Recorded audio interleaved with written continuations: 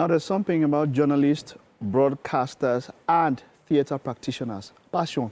Even if the money is not there, they will still do what they want to do. I see some of them, they will trek, but they will do that thing that they love. I have a theater practitioner in the house, Mr. Rain. It is great to have you. You're welcome. Thank you so much for having me. Every theater practitioner will have that story. If they are not still doing it just because of the passion, they are just, or they did it before, like they have that story. Tell me your own passion story.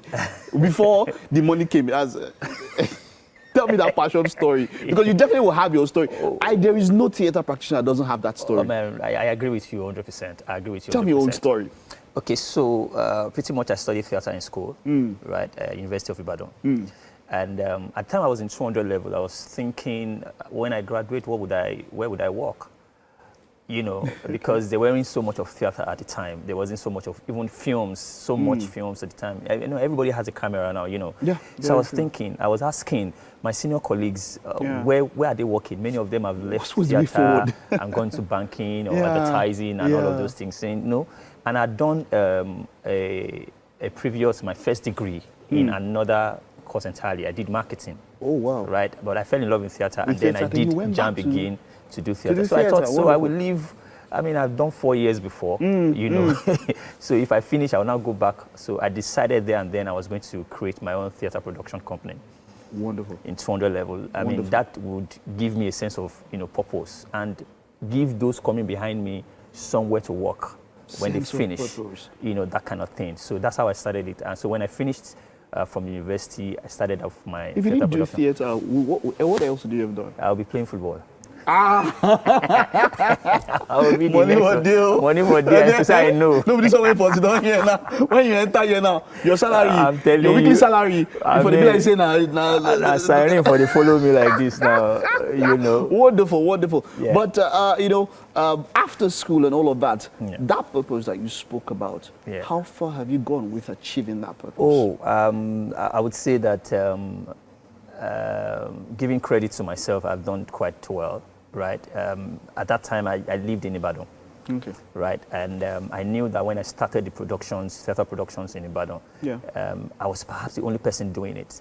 There was no other person. And so it was hard to bring people to the theater because it wasn't what they were used to. You know. But today, there are a lot of other theater producers in Ibadan. In Ibadan, right? Great. So. Okay, now you are in Lagos now. Yes, now I'm in Lagos now.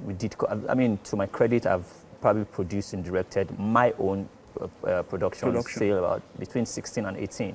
What's the theater culture like in Lagos? It's fantastic. It's not there yet, but it's brilliant, right? It's brilliant. Are people more inclined to step out, go to the theater to watch plays? I would say that over 10, it would be 6 at the moment. Okay. It was 2 before. It was 2, 3 before. And now, because you see theater productions that have 7 days of performance, 2 performances a day, and then you see sold out shows. Yeah, shows. So I think that the culture has improved quite a lot. All right, now you're getting set for theater on the mainland. Talk to me, how did that idea come together? How did you put it together? Yeah, theater on the mainland. So I live on the mainland, you know. We do. I have a friend, Adebola Ogunshino, who is also a writer and director. And he had a production in 2023, What If Mona Lisa? Yeah. Right. And December 2023, we performed the whole of December on the island. We performed at the British Council, we performed at Theatre Culture, we performed at Freedom Park, different times in December. Right. So what I discovered was that player. Even I think it wasn't performed abroad. Yes, he was at. And he directed from here. Yeah, he directed from here. Amazing guy, Edinburgh Fringe. That's how it is. That's how they start to. I mean, look at when you're directing something outside there. When I first heard about that, I was mind blown. You know, about that. It was the first time I was ever hearing about. It was great. Like that. I mean, I knew that I had a production that happened in Kaduna. And I was, at that time I was living in Ibadan. I directed from Ibadan. It happened in Kaduna. Wow. You know. Wow. Yeah. So I discovered that the crew, the director, the producer, the actors, the stage manager, all of us lived on the mainland. Okay. And by analysis, I saw, because a lot of my friends came, a lot of his friends came to the island, all of us lived on the mainland. Audience and crew alike. And so I thought, why do we have to travel all the way down to the island? I know for some people it's aspirational, want to go to the island and all of those things. But why not resident it, on the mainland, so that those of us on the mainland don't have to travel, you know. I mean, yesterday people were inside canoe. It was no jokes. Yesterday we were inside canoe to Ikoyi and all of that. What's the point? Carrying, entering kayak and canoe inside this thing. Just stay on the mainland. I like it. Talk to me. So it's called Theatre on the Mainland. Okay.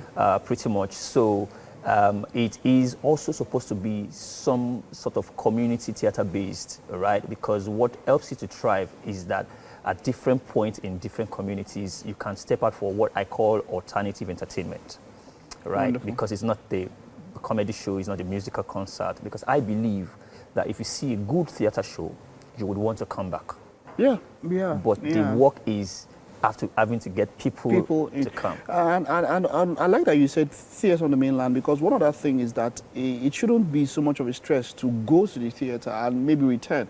So imagine I go to watch a show for 7 p.m., maybe 7:30, 8 p.m. Nigeria time, and then by the time I'm done, how do I get back to my house? So by the time the person is thinking about all those things, those could be deterrents that will make me not want to go see the show. You also want to, because the cost of transportation, the ticket is X amount. By the time you're going and coming back, you've spent more than the ticket. More than the ticket. So very true, very true. So when is the next version one coming out? The play for this year is called Morena is Coming. Okay. Morena is Coming is an adaptation of Rosa Albert, which is a South African play. Okay. But however, it is a social commentary. It is as humorous as it is a social commentary.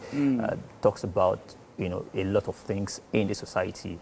So it will make you laugh, it will make you think, you know. But the fantastic thing about it is it's a two-man play, but each actor is playing at least 8 to 10 characters each. And are they changing costumes? Oh, they're not changing costumes. Okay. So there's a term of symbolism that we have employed, so that it doesn't stop the play, it doesn't stop the swiftness and the smoothness of transiting into one character and another. Amazing thing. So, for instance, if it's playing if the character is playing a policeman, it just needs to wear a police cap. Okay. Right. Okay. So there's symbolism for each character. Each character. No, that's good. That's good. Symbolism for each character. So a time, venue, where all right. So it happens. Amazing thing is that it happens this Easter. Okay. This right. Easter. So Easter Sunday and Easter Monday. Wonderful. Where's the venue? Both places at Cafe WUN, Ikeja. The heart of the mainland. Heart of the mainland. Heart of the mainland. So it happens from 5 p.m. So a few shows I started seeing, there is an advent of shows where the audience and the cast, they're all in one. That's, so it's, that's exactly what we're doing. Immersive. Oh, very that's immersive. the word I'm looking for. It's very immersive. It's not like you're sitting down and then you're watching something there. No, they are part of you. I mean, that's what I try to do with my small cast productions. Right? Okay. Is that as an audience, you are even made to be a part of the production without you knowing it. You would have acted, and then you say, so, you know, so it's part of it. You feel that they're with you. You know, going back here, thinking of it, there was a time when theatre would give us some classic plays and go over again. I think maybe the most recited play will be Trials of Brother Jero. Yes. That play has gone. And what's this one? The adaptation of Oedipus Rex. What's that play now? It's not coming to my head now. But yeah, the funny thing was that I was quite a literary head growing up and all of that. And I think that this is something that, yes, people would enjoy it more if we bring it closer to them. Yeah, bring it closer to them. And we have, and I love the idea of moving around different places so that if I say I might want to do in Agege, and I move there, it's more or less like a tour within. Do you have such plans or something like that? Yes, I mean, so by the time we'll have the next production, what we want to do is we have 3 weekends. Okay. So this particular weekend is in Ikeja, the next weekend is in Surulere, the other weekend. So the entire month that we're doing at different locations at the same time. Are you part of the cast or you're just directing? No, I'm just directing. I wrote the play and I'm directing. Okay, so who are the cast? Just let me see. All right, Martin Chuku Martin. Oh, wonderful. And Omolulu Shodia, fantastic guys. Okay. They are some of the sought after stage actors in Nigeria at the moment. Wonderful, wonderful. I'm looking forward to it. And this is very much. Us here wishing you the best. Just a final question. Yeah. Has it started becoming financially viable? Being a full-time theatre practitioner, is it becoming? Is there still much more to be done? How far along the journey are we? There's still so much more to be done. Right, but again, that's where, as a producer, you need to be strategic and have some business acumen, the way you sell it. If you sell it as a theater show, you may not really, because even showbiz in Nigeria entirely still needs a lot of pumping of funds and all that. But for theater is rising. Let me just it's rising. So it's more or less still a passion project. Yeah, it's still a passion project. Man, I wish you the best. Thank you so much. Thank you so much. See you at the top there. Well done. Thank you very much for having me. I appreciate it. All right, we're looking forward to that one. What's the name again? Mr. Rain. I know. I mean the name of the player. This is Mr. Rain. Morena is coming. Morena is coming. Morena is coming this Easter on Sunday and Monday. All right, wonderful. Like in Keja, out of the mainland. That's it. All right. Thank you so much for that one. We'll take a time and I'll stay with us. There's still more to come.